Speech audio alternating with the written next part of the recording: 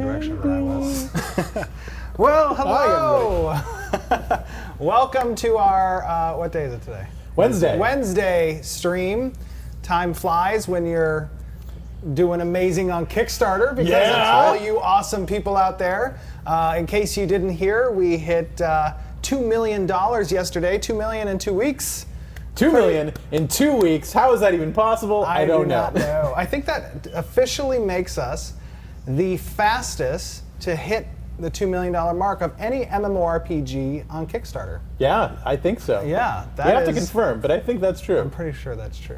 Yeah, it is pretty awesome, and the support that you guys have given us is unbelievable. We're going to go far with Ashes of Creation, making it the best possible MMORPG that we can, and we're not going to let you guys down. We're pretty excited about it. The only way we can do it is with your guys' help. So thank you, and thank you. So we have a pretty cool show lined up for you guys today. In fact, because we want to get around to the questions that have been posed on the forums and on Discord, we may actually run a little bit longer than an hour, which we're cool with.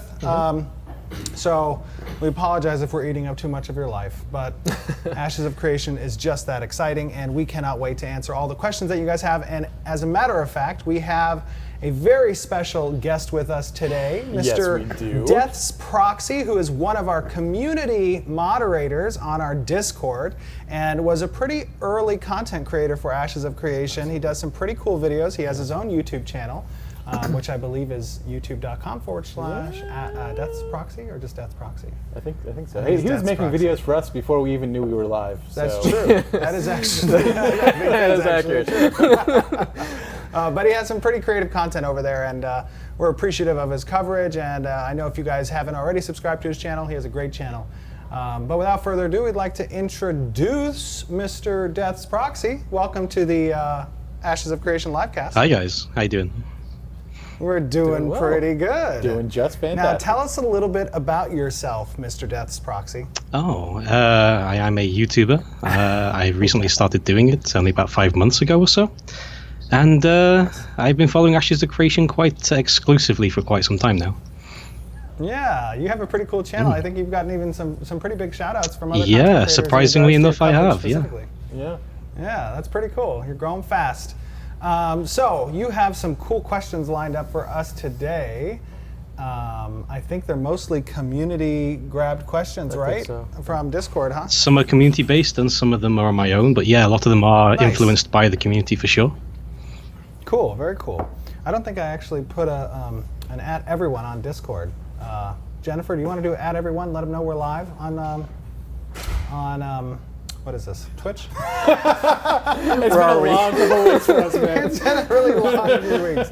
Sorry. Okay, so hit us with your first question, Deaths. Right. Okay. Well, the first thing is, you have reached, the 2 million mark now on your Kickstarter. Quite impressive, the duration of the time. And, compared to other Kickstarter projects, which, not going to mention any specific names of these projects, but, you have within those, the entire expansion of the year they have been doing it, you have gained almost the same amount within 15 days. I mean, how do you feel about that?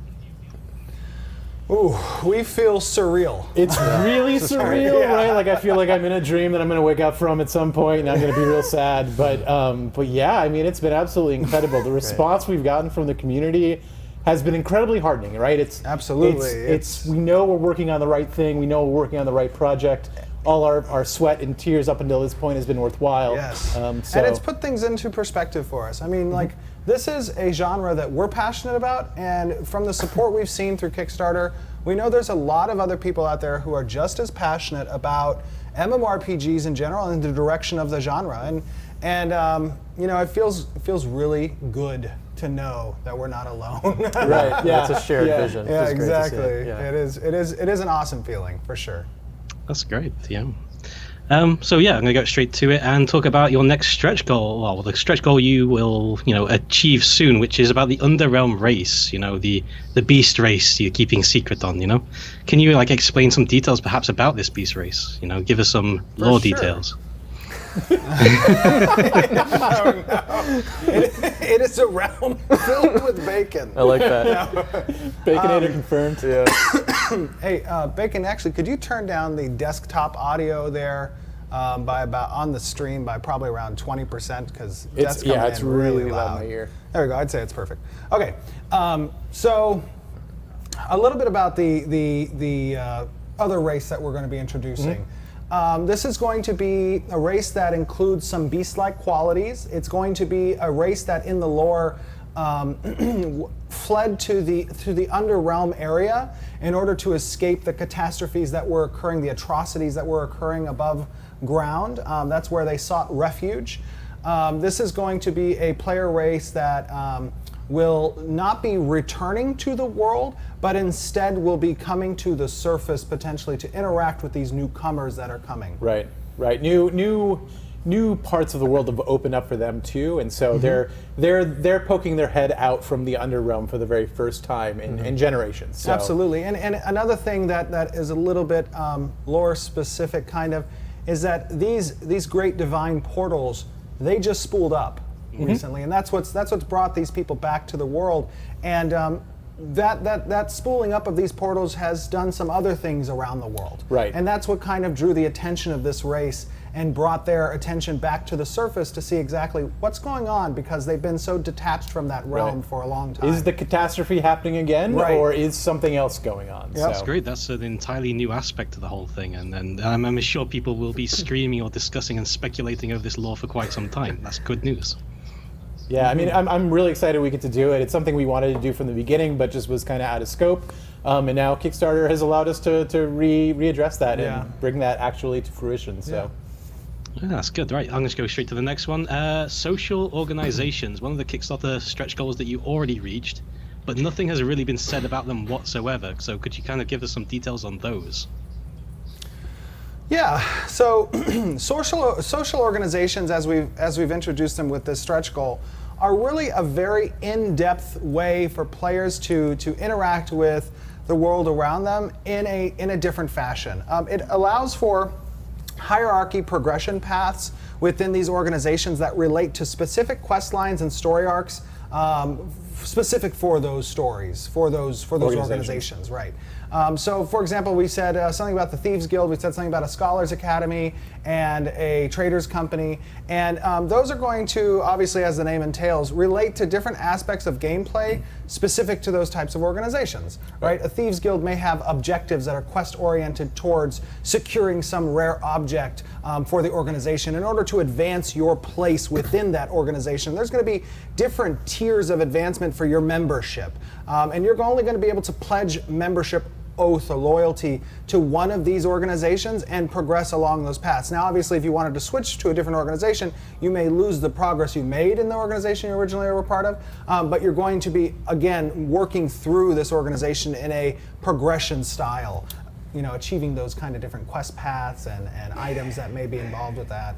And since we're not a faction game, I think it's really an important extra rider to your identity. The more things like this that are added, you get to formalize really who you are and what you are in the game. And since we're not a faction game, those types of additions are really important. Yeah. Yeah, and there are organizations that will, have their own goals, have their own, things that they want to accomplish in the world, and then you as a player, of course, can figure out which organization fits you best. Right. And it's sort of like an open system that anybody can participate in. It's not just guilds. It's for everybody. And it's all about creating those micro communities within the game, right.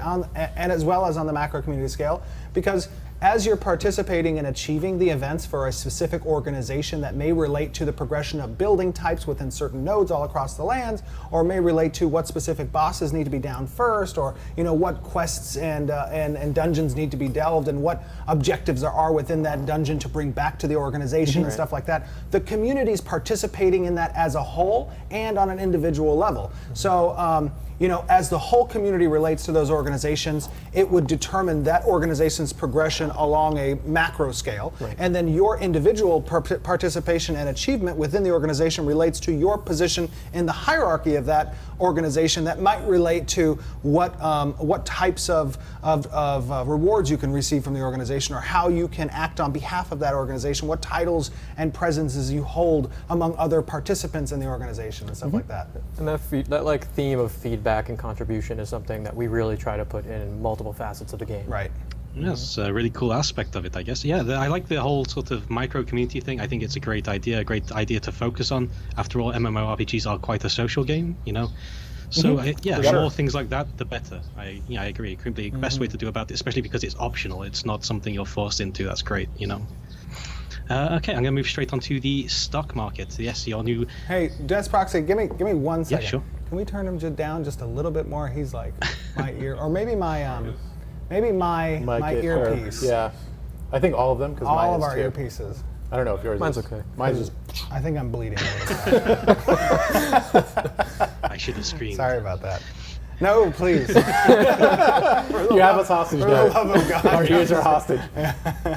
Okay, sorry. I think you're good now. Okay, Let's try it. Okay. Oh, much now, better. your That's new much better. 3 million stretch goal, the stock market. You know, it popped up yesterday when I looked at the page, and you know, I was expecting something more. I'm not gonna lie, I was expecting something a bit more impressive for the 3 million. I was expecting something to amaze me. Don't get me wrong, I'm pretty sure there's traders currently doing backflips about how impressive the stock market thing is. I mean, I'm assuming for them, it's like the ultimate thing for their end game, or you know, their future progressive meta content.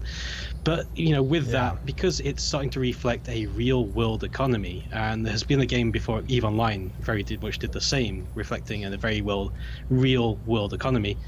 Usually problems come along with that, you know, having it being reflected in that sense.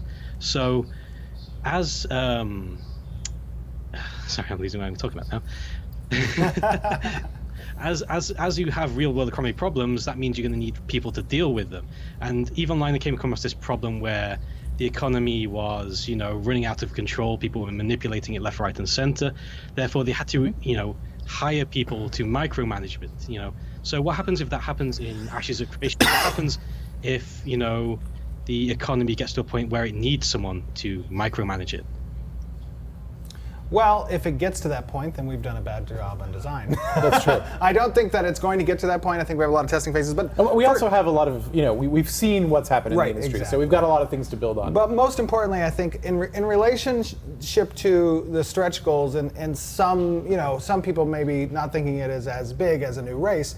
I mean, one of the most important things that that we're keeping in mind is obviously that scope creep thing, and Right. we definitely don't want to include stretch goals that are going to, as we feel from a development standpoint, present some type of roadblock on the time schedule of release Right. here. So obviously, when we're introducing new stretch goals, we are very cognizant of that fact, and that has been an issue with other games that have gone to Kickstarter, and we won't name those games, but there's one in particular.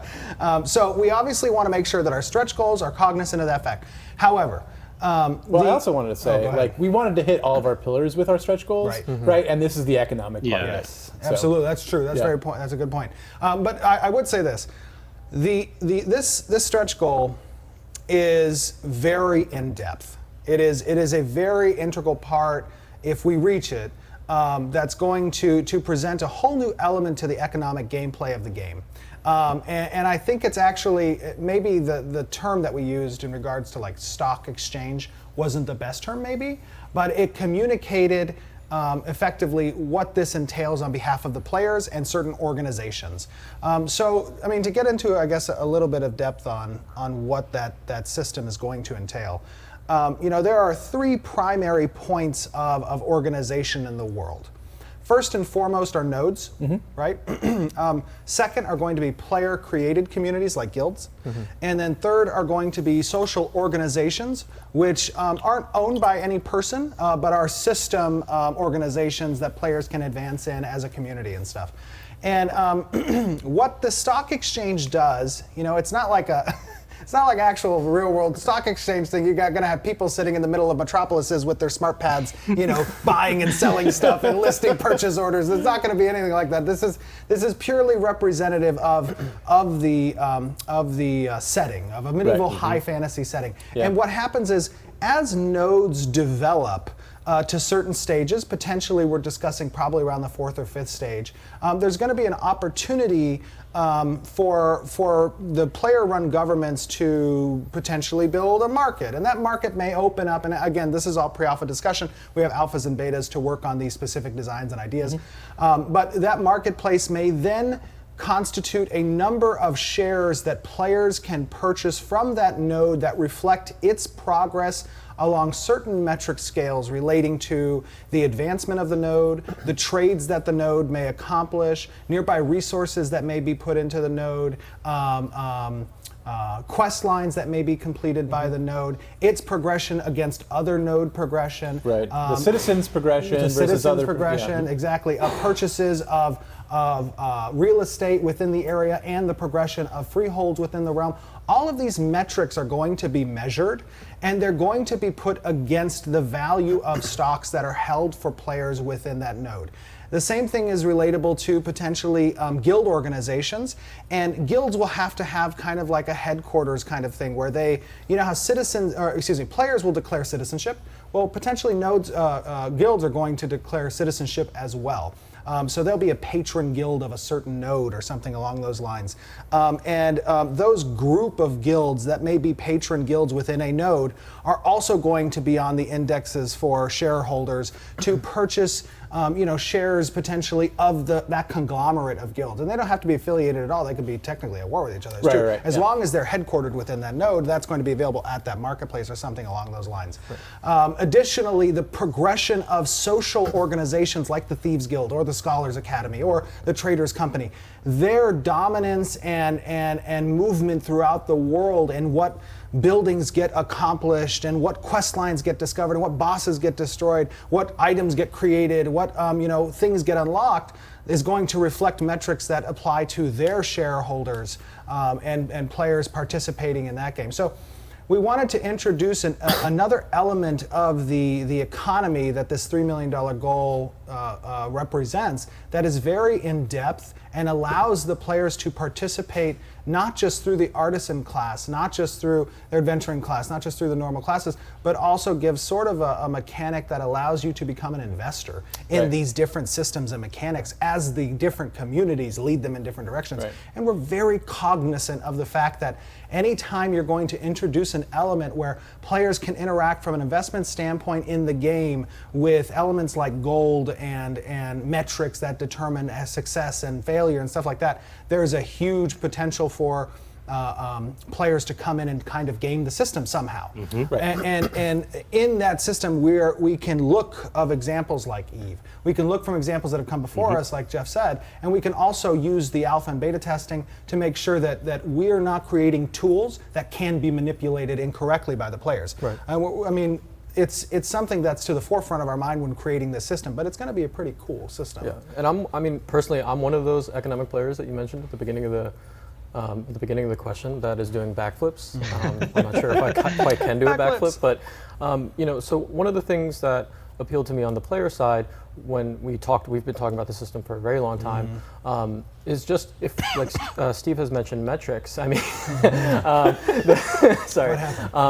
when players are given metrics and different values, you're talking about a world of more perfect information. So they're able to, identify trends, even if you're not necessarily opting into the system as a whole, and this isn't your thing. The metrics are giving you, a window into what the server is currently doing, which is great on the player side and great for us, honestly, because when you have trends and you have metrics, you're able to forecast where the server is going, what's going to go on. And I think in the beginning you mentioned Eve, and to Eve's credit, they actually handle a lot of those problems in very intelligent ways. Yeah, it's a great system. Yeah, they really tackled a lot of those issues in a smart way, and I wouldn't consider that a detriment to them. I would actually consider it a positive.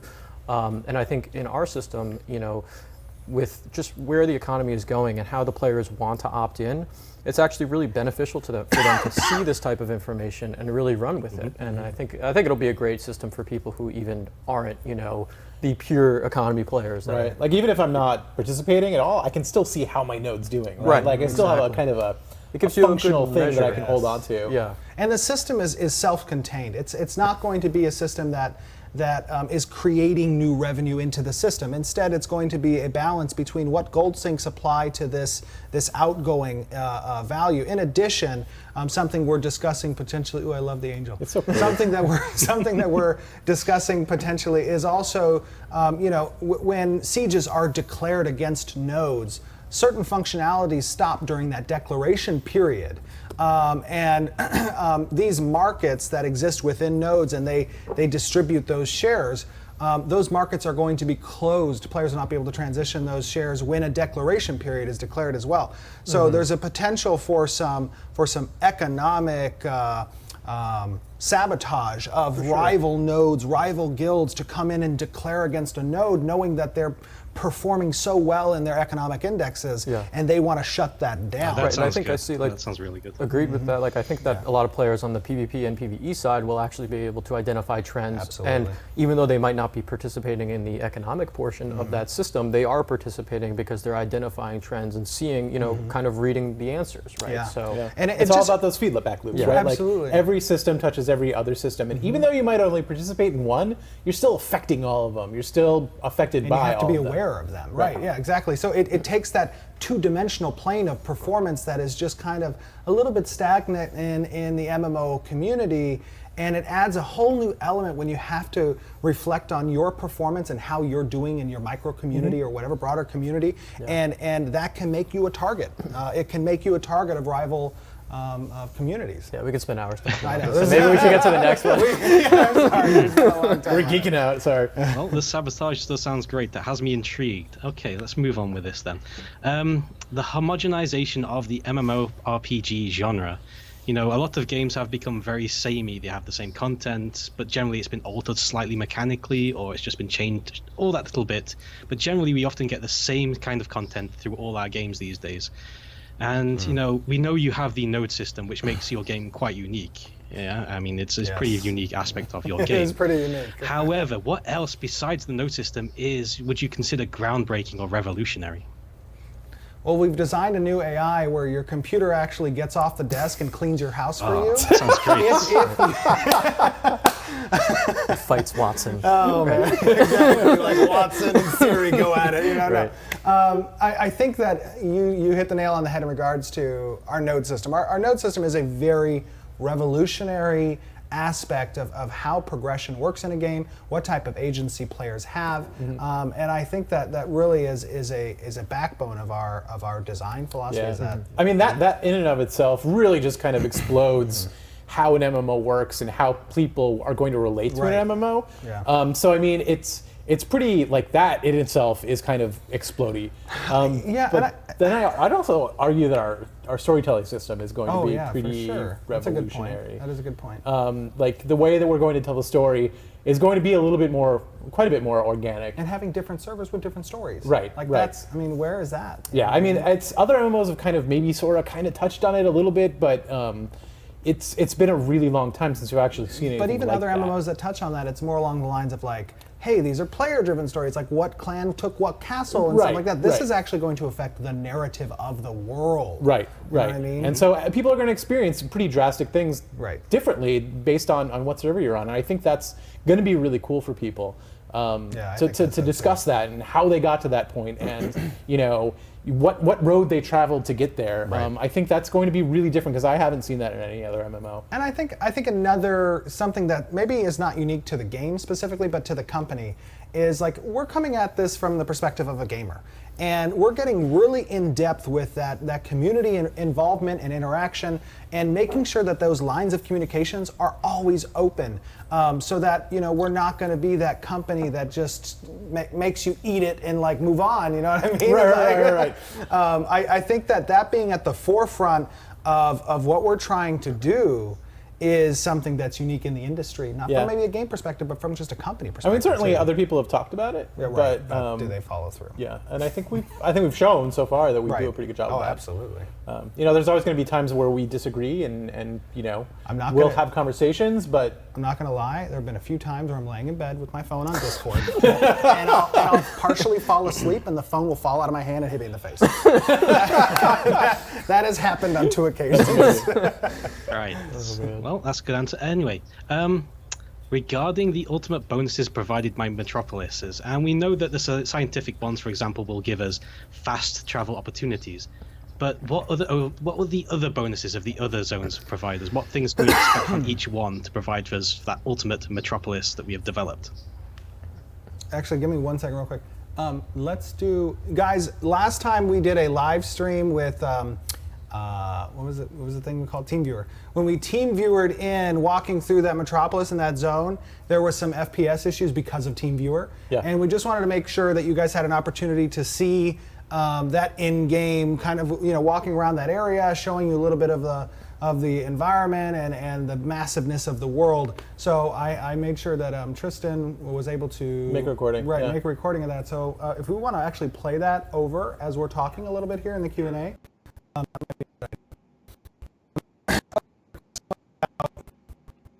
The metropolises and the bonuses. Yeah. I think we spoke a little bit about in the series part 1 about metropolises and bonuses of 2 specific types.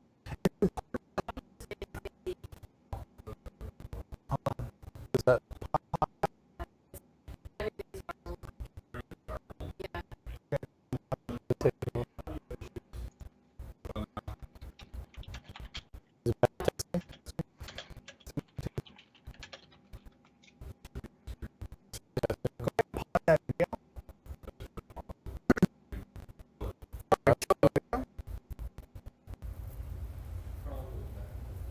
Okay. Are we back? Are we back? Is it garbled? Like, is it okay, Can you hear it guys? okay? Is it better? Testing. 1, 2, 3. That should have been. Technical issues. Stand by. Everyone, hold on. Stand by. Hang on, guys. How about now? Well, is it the okay volume now better, without Jennifer? the video? Can you hear Now we can hear everything. it? Okay. Woohoo! And The what? volume on that clip must have just overrid everything. Okay, can we turn the volume off on the clip? Looking for it. It's all kind of merged together in the desktop. Oh, I hate when it does that. Are you playing it through like a Windows Media File or? Yeah, it's just on desktop audio. Hold on a second.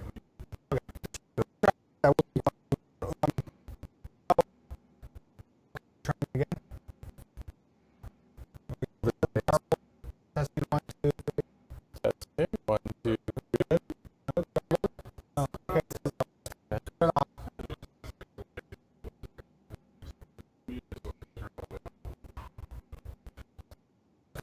Yeah, turn it off.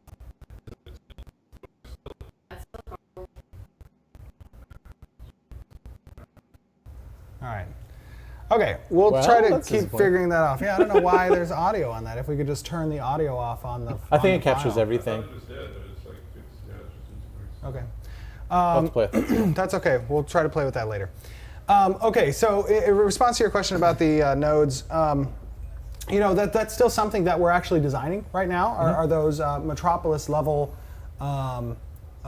specific bonuses? We have a lot of different bonuses that we're looking through, and we're actually probably going to be playtesting a lot of those in alphas and betas. Yeah. Right. Those different bonuses to see which Yeah. are most balanced between the 4, Right. and which actually offer players the ability to really use those bonuses, I guess. Right, right. The And it's- metropolis. Go for it. The metropolis is just such a just such a macro scale builder, like a town, right? It's just Right. like a huge endeavor, and we want those to be equal to that. Meaningful too, Right, yeah. Meaningful to that. Right. So Yeah. Yeah, we want these to be world-changing things, so we have to be real careful with right, that. a lot of balancing with them. Yeah. as well. So you're still deciding on what you can actually apply bonus-wise for these things. We have a Yep. long list of all the different types. We've nailed down, I think, 2 of them potentially. Of course, we're going to be testing them, but we don't want to really Okay. don't wanna jump get the people- gun. We don't want yeah. to jump the gun on that. That's something that we're still No, we'll discussing. move on from that one anyway.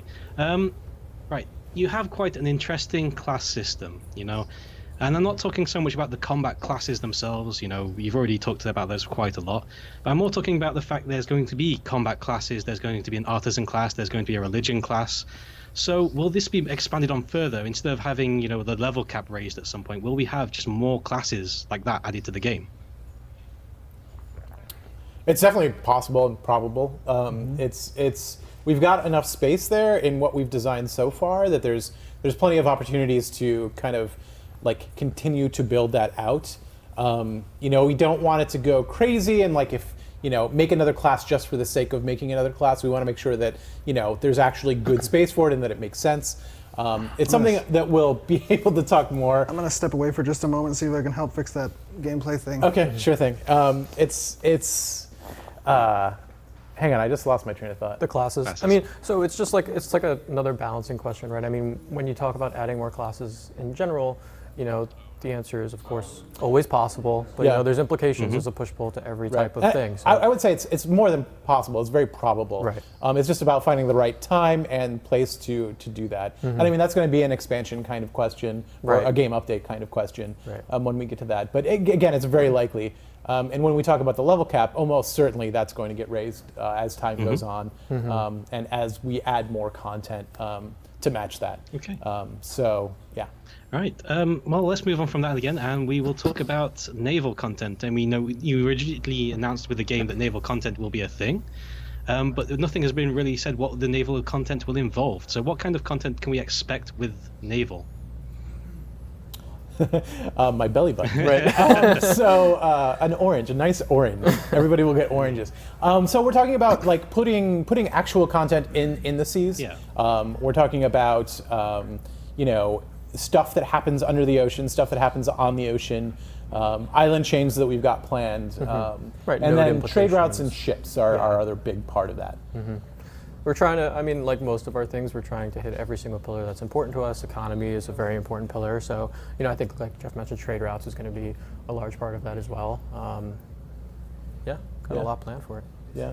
And it's going to, the reason why we did it as a stretch goal is because it really, like, it's a system in and of itself. When you're talking about all the space that oceans kind of represent, it's a lot of stuff to fill and to make interesting, you know, so that you're not just traveling on the ocean for 10 minutes and nothing's happening. Right. So we want to make sure that there's plenty of events and stuff that happen out there, the ability to explore it, right, and to kind of figure out, you know, what happened on these oceans. Was there a civilization here? Was there, you know, an Atlantis equivalent that sunk to the bottom? There's all sorts of things that we're going to answer there with the ocean part of things. Great.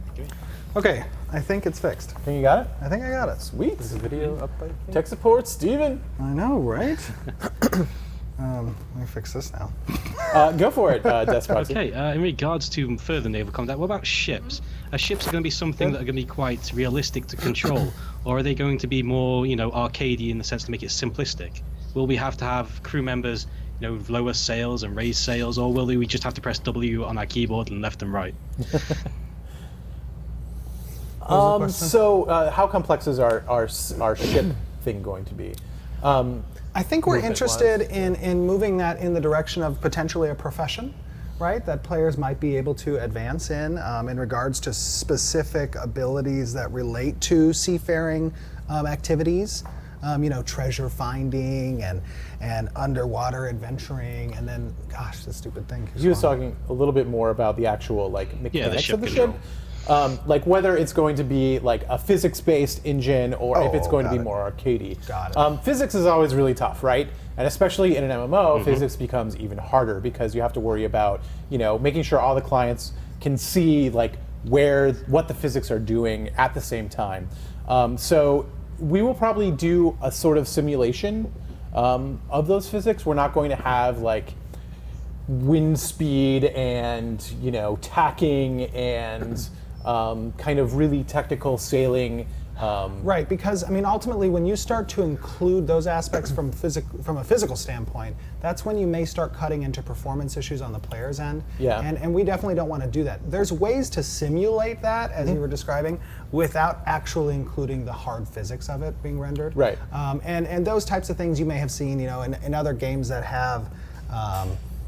Sea-based stuff. You know, you can have events that occur in the water that will affect the ships around it, but necessarily aren't physical-based. Right. You can have, you know, ships that move north and south faster than other ships or different directions, or time of day, or stuff like that, without actually having it be rendered out on a physics engine. Right. Right.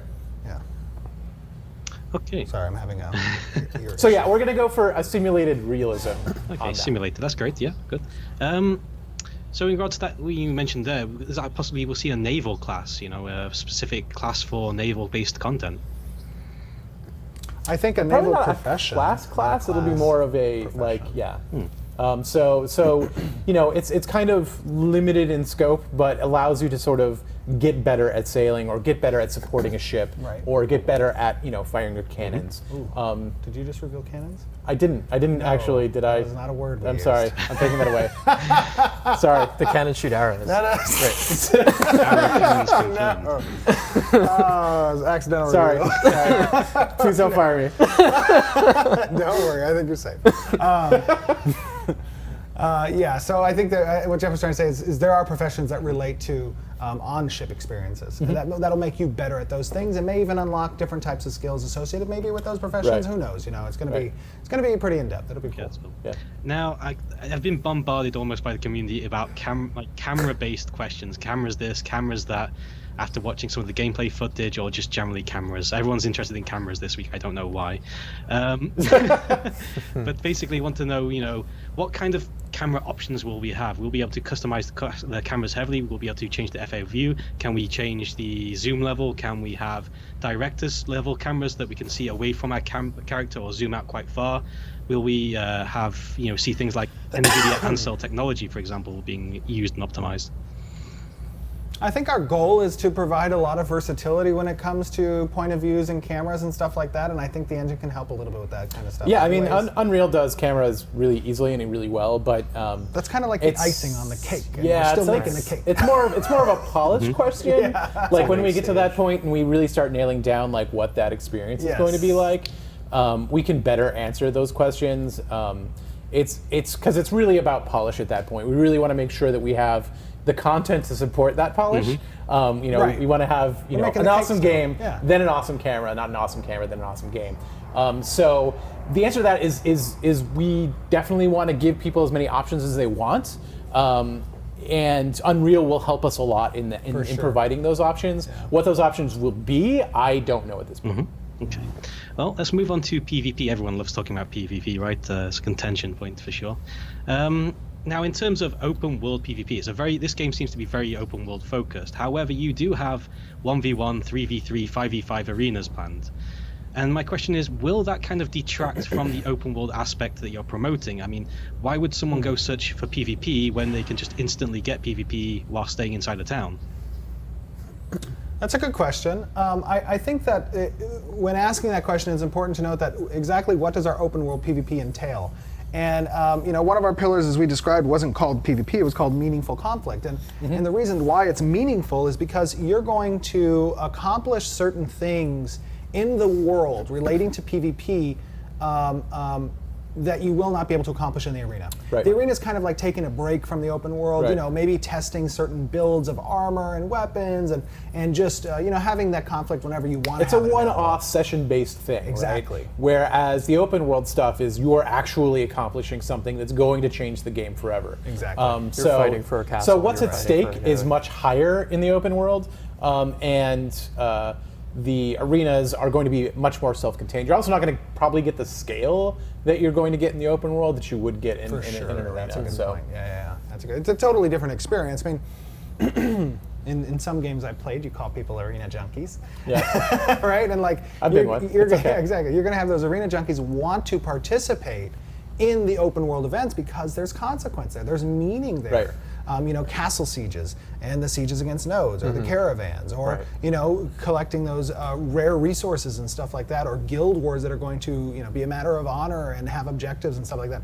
It's a completely different experience, and I think that the arena system will not detract from participation in those systems. Right, and it's one of the reasons you might so why do we put arenas in if open world PvP is going to be so important? Well, it's because we want people to have options in the game. Like, you're not going to want to do open world PvP 100% of the time. And those are the training and not grounds. 100% of the people are going to want to do that 100% of the time. And those arenas are training grounds, so to speak. I mean, I know that sometimes when I participated in arenas, like, there's obviously arena boards, and sometimes I wouldn't get up on those boards so high. That's okay. It's okay. I would still, we still love you. I would still participate in those events because I would want to hone my skills. I would want to play with different builds, different combinations, or whatever the deal may be. That was my training ground, And then when it mattered, I was out on the field. Right. But I was really mainly the speech guy. Like, I would just give the the speech to rile the troops and Charisma stuff, check. right? And then I would run onto the field and get one shot. And okay, there's me. No, I'm just kidding. I was a beast. Yeah, I think a lot of us have seen the infamous Stephen speech videos. Oh yeah. Moving on from that, I'm going to ask you a question about lore, and I have asked you this question so many times I've probably lost count at this point. But do we have a name for your world yet? The world that your residents will refer to it as? I'm the Fort Knox of our lore. Yes. And they just constantly come with these like arrows trying to peg at the wall, and it's just like, all will be revealed when you so name of the world. That's a great question. I mean, we have a very specific schedule when we want to start releasing some setting lore. Right. Setting lore is a little bit different than story, obviously. We really don't want to ever reveal story until you get in there and get to experience that story. But when it comes to the lore of the setting and why you're here and what has happened in the past to bring you here, knowledge that you should know when you first step through that portal, that's kind of stuff that I think we have a very scheduled plan to release that stuff. And it's close. It's close. It's soon trademark. Soon. Right. TM. Soon. TM. Soon TM. I will eternally wait for the lore. Right. So we keep you on the hook. That's what we do. Yeah. Right, so moving on from this, I noticed, in some of your streams, especially with Agelus quite recently, that you wanted to, keep your lore quite secret, but at the same time you said you wanted to turn your lore into a franchise. And I find the fact that you said that specific word insinuates several different things. Because a franchise is not just a single game. A franchise sort of expands beyond just a game. It goes into merchandising, books, all kinds of things, including other games. Yes. So do you have any plans in that sort of regard for franchising? Okay, so me personally, I'm of the opinion that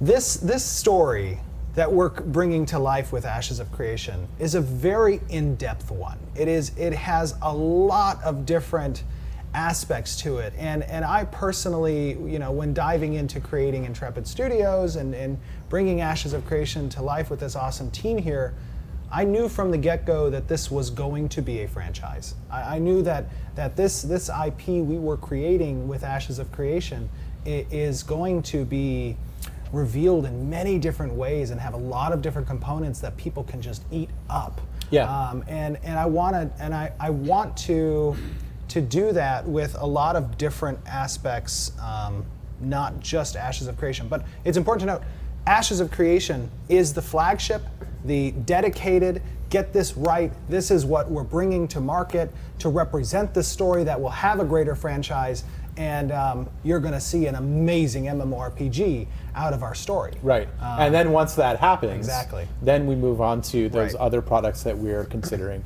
We've actually had discussions about it in our studio about things that we want to do, because there's all sorts of part of the story that we can't really tell in the MMO.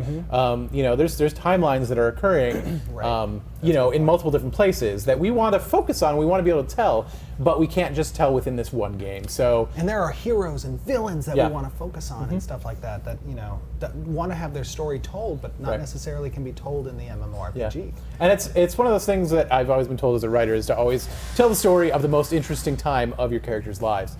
And we've got so many different characters, we've got so much time to cover, we can't do that. Right now, Ashes of Creation is the most interesting story we can tell. Absolutely. But then there are plenty of other stories that are great, and I think you guys are going to want to hear once we get to that point. So. And the greater the franchise, the more it feeds back into the MMORPG. Right? So this is a full scope project, that is going to entail all those different facets. Good. Does that mean we're going to see a Dungeons and Dragons Ashes of Creation edition? Nice. That'd be awesome. That would be awesome. That would be awesome. Hey, there's a divide though. Is it Pathfinder or D&D? Oh, don't even. We don't need to get into this debate. I'm not going to take sides there. Not going to take sides. Right. Okay. So I have watched through a lot of the Q&As. I've been playing catch up this week to try and review all the content, so I haven't asked any repeat questions. And I almost felt sad for a certain group of players recently, because no one has actually asked any questions for the role players. And I know that you, Stephen, yourself are quite a role player, and I know Bard from here has, excessive EverQuest roleplay. Excessive. I didn't hear him say that. Excessive. I would say the exact amount, the appropriate amount. Just the right. He enjoys his roleplay content. He really does like that aspect. So, what kind of elements will you have available for role players to tell their stories, to show their love for RP, how they can express themselves using in-game mechanics and functions? What will you offer them? Well, I think that something that's pretty cool about what we're doing here at Ashes of Creation is we're expanding outside of just your typical adventuring class kind of progression in the game, and we're including things like the utility aspect. In addition to utility, we're also going to include different social interactions and abilities and skills that are going to be possible, like potentially musical playing with different instruments or dance and storytelling, and having those Easter eggs out in the world for role players to kind of interact with. And it's one of the reasons why we're putting in the social buildings to begin with. We wanted to make sure that there are spaces that players can gather and tell those stories and to share those community experiences, and then to also affect the game too, right? We want somebody to go hang out at an inn, to go maybe find some player-generated quests, to eat some food that somebody else created for them, to spend a couple minutes there, and then have other people gather there as well. And have that food mean something too, because it took something for that player to make that plate you're eating. Right? Like they had to harvest the potatoes and cull the sheep and get the meat and stuff like that, and then now here's your plate of food, but it means nothing in other games or something. You know what I mean? Like here we want players from not just a role-playing perspective, but it's going to relate to role-playing, to own a part of their identity. If you're a shopkeep, if you're an innkeeper or a cook or a chef, it's not just or if you run a dance hall, or if you a theater, whatever the deal may be. These are components that lend to the RPG aspect of the game. It's one thing to make an MMO; it's another thing to play towards that RPG. And I think role players play an important part of bringing RPG to life for a lot of different players. And nodes too. Like when you're a citizen or you're in the government, you're forming your own pocket communities that, the role players I think are really going to take advantage of to, make their own identity there. Absolutely. Good. Yeah. Now, I'm going to take full advantage of the fact that you haven't been vetting these questions, and that's a great thing for me. Oh no! Regarding we're out of time. We're out of time. We're at 3:50 right now. And have a great day.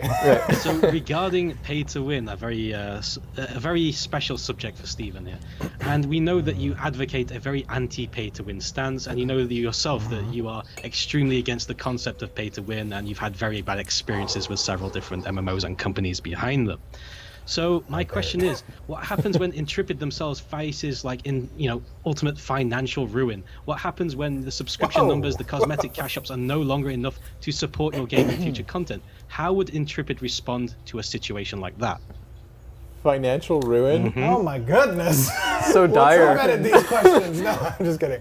Okay, so first of all, if Intrepid Studios comes into issues with the game, which I think is very prevalent. We have it over the past 2 weeks. We have a very great interest, and we have the ability to deliver. But aside from that, if ever it were to be the case that the game were on financial hard times, I don't think throwing garbage at the game would help us, right? Which is what pay to win is. I mean, if you think about what happens there, right? Like if our game is already doing badly, that means we've done badly on the design side. That means we have not provided to players the game that they want to play.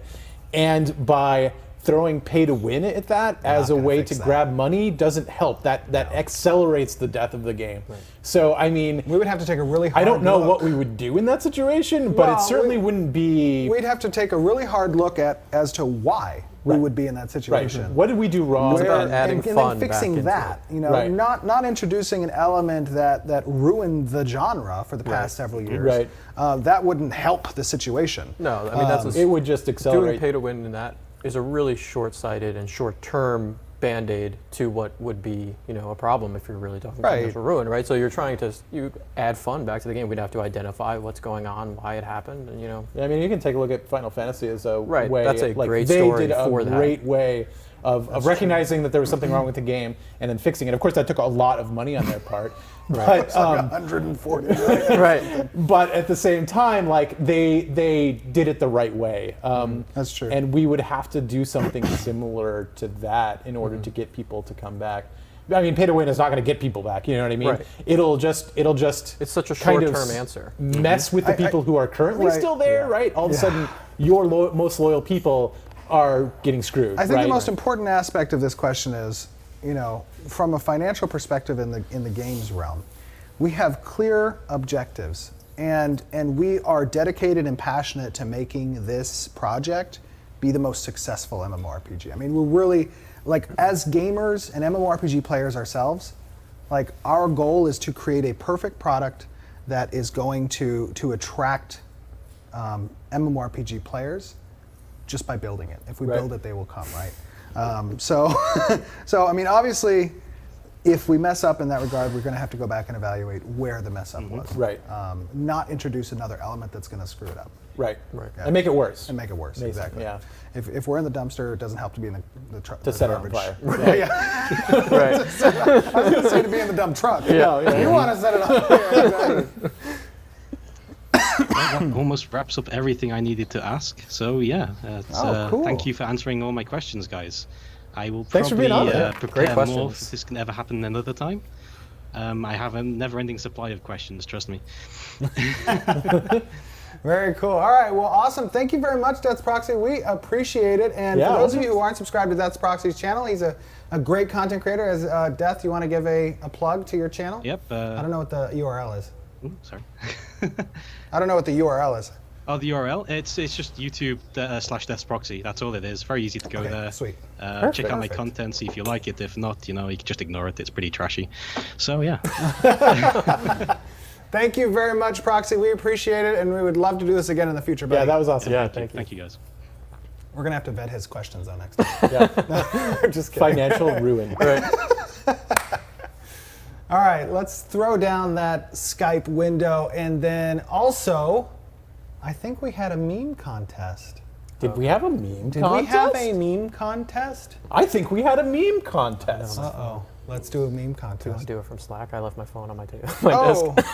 Oh, I think, yeah. I'm sorry. Do we have the meme pictures? Yep. We have the meme pictures. We have the winners. It's just the names are in Slack. Oh, the names are in Slack. Go Are get your they in phone. this Slack? You put it in our Slack? Oh, yeah, okay. Oh. Let me see if I can pull up my the phone on my names. Wait, I think I can make it happen. Where is it? Design?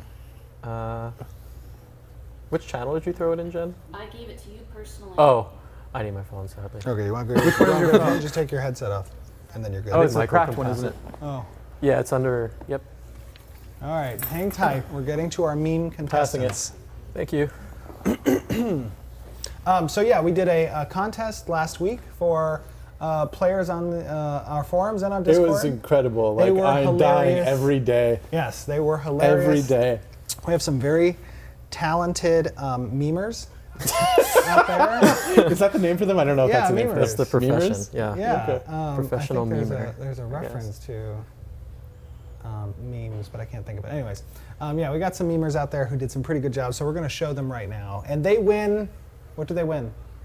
A brand new car. Right. No, wait, what was it?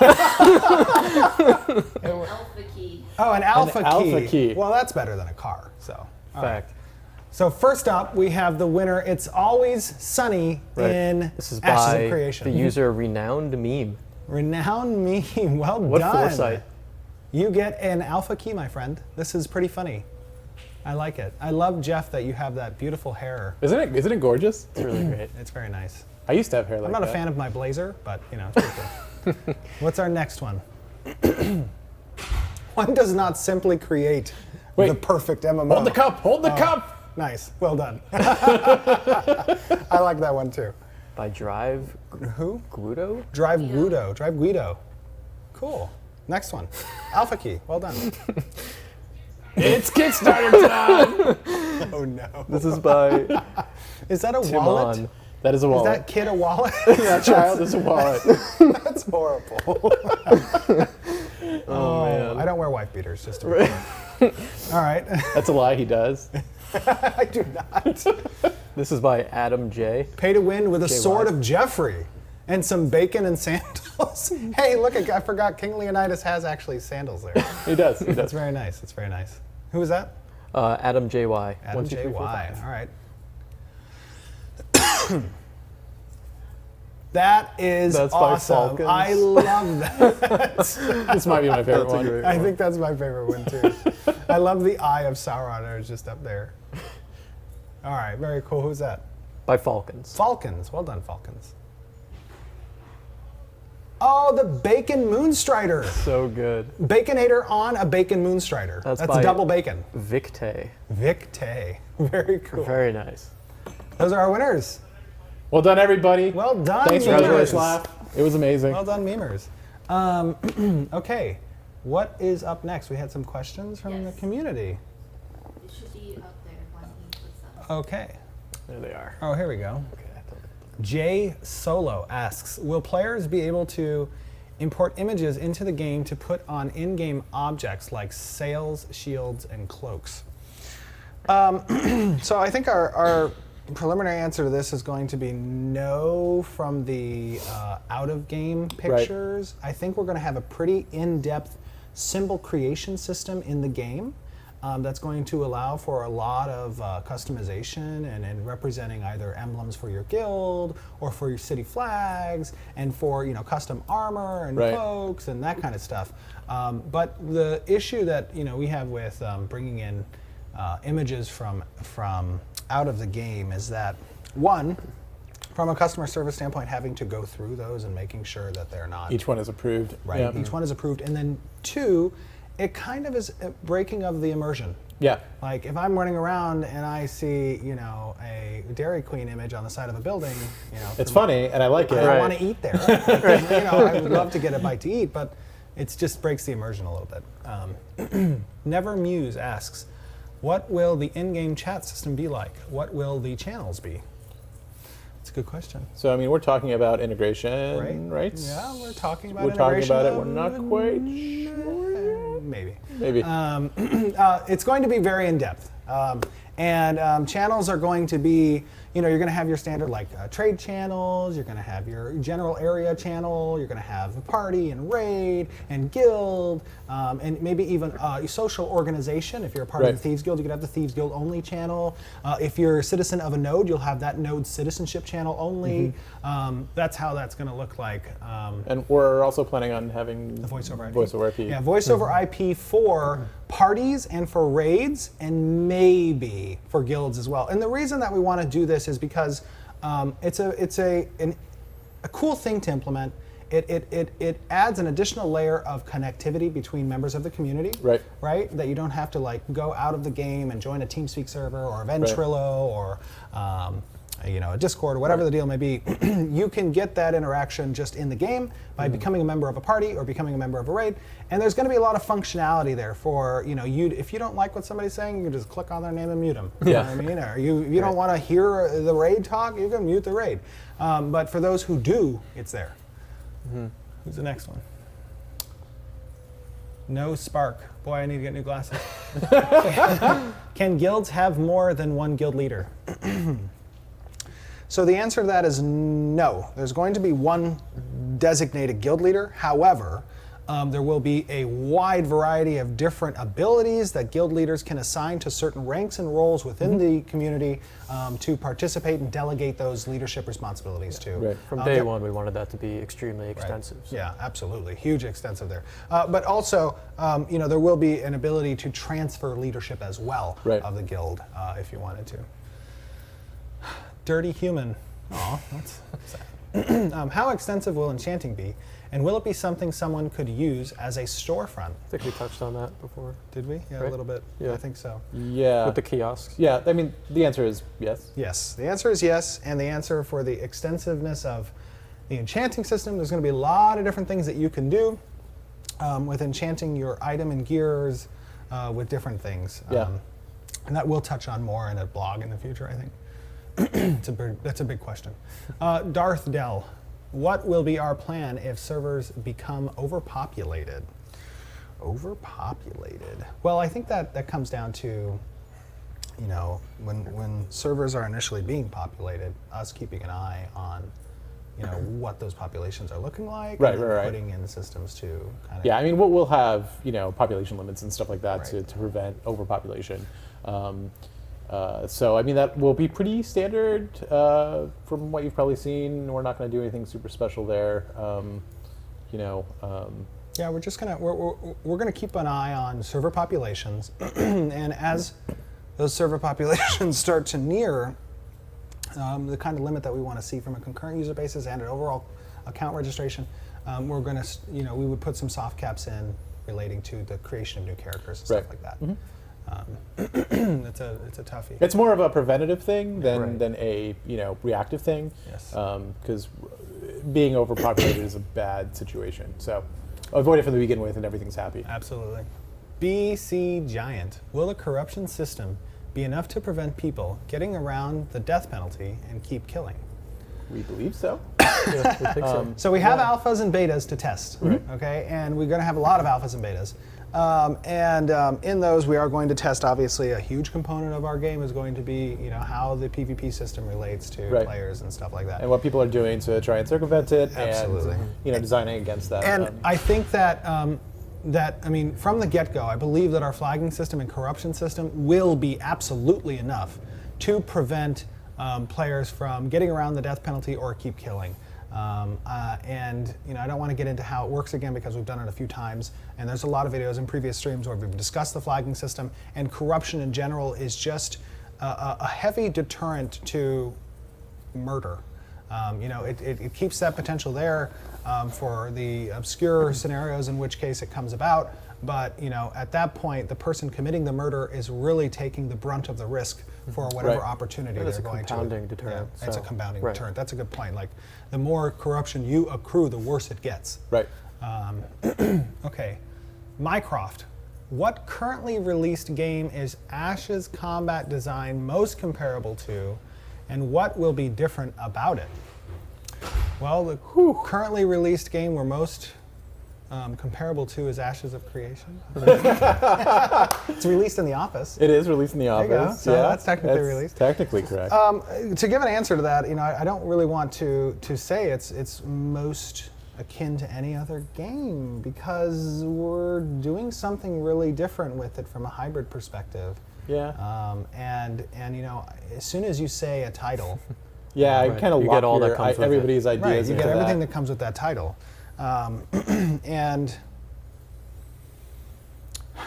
It's okay. So combat, as we said in a previous stream, is a very intimate system. It's the system that players are most going to be interacting with in their gameplay, and moving around in the world, whether from PvE or PvP's perspective. So it's something we are dedicating a lot of time and effort to get right and make sure that it feels good and fluid, and it's Yeah. going to involve skill and strategy, and the animations are going to be top tier, and the skill effects are going to be cool while not being too freaking crazy, so that it every single thing you do is a It's just nuclear fireworks explosion. everywhere. Yeah, right, exactly. Although I have made some nuclear explosions. They're pretty no. cool looking. we have nuclear bombs in the game? No. What's the next one? Who is this? Can Did I lose it? Dragoness, are you?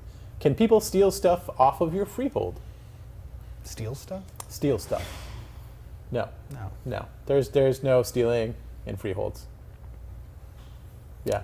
I can't think of any situation where that. Oh, Well, they yeah. destroy the node. Yeah, if they destroy the node, It's a different story. but they're not stealing. Right. If you had storage potentially of materials, maybe.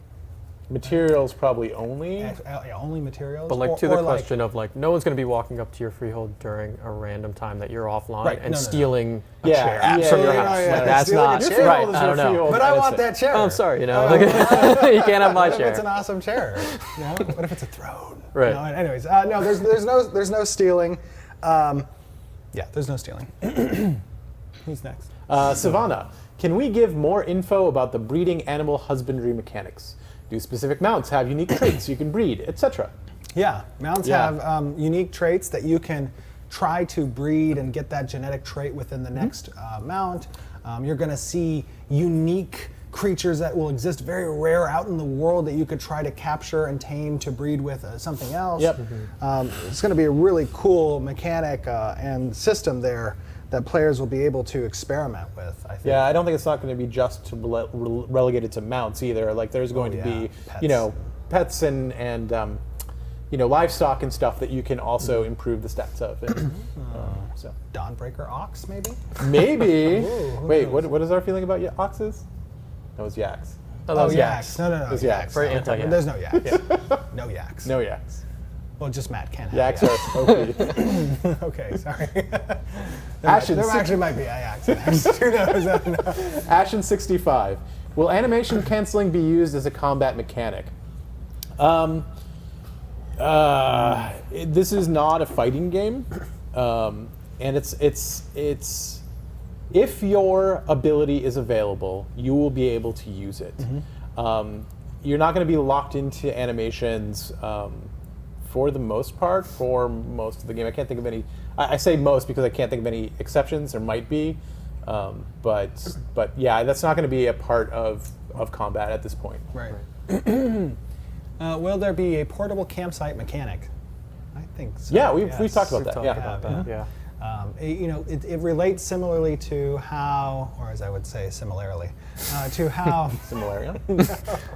to how inns and taverns work, where if you go there and you eat something and you're within the proximity of that location, you'll get some bonus or boon or whatever.